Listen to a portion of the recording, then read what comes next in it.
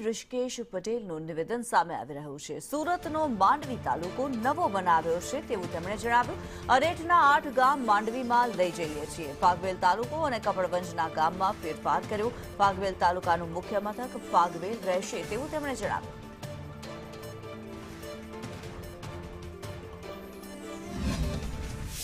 સુરતમાં અરેઠમાંથી માંડવી તાલુકો બનાવ્યો હતો, એમાં કુલ 8 ગામ એ અરેઠમાંથી આપણે માંડવીમાં લઈ જઈએ છીએ। ખેડામાં પણ જે ફાગવેલ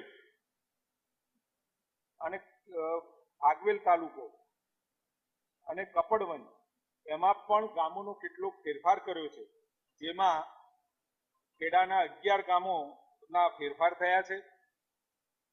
સુરત, મહીસાગર, ખેડા દ્વારા જે સુધારા દરખાસ્ત કલેક્ટર શ્રી દ્વારા કરવામાં આવી છે અને આ નિર્ણયનો વાસ્તવિક અમલ જાહેરનામું બહાર પાડ્યાની તારીખથી અમલી બનાવવામાં આવશે। કચ્છ યુનિવર્સિટીમાં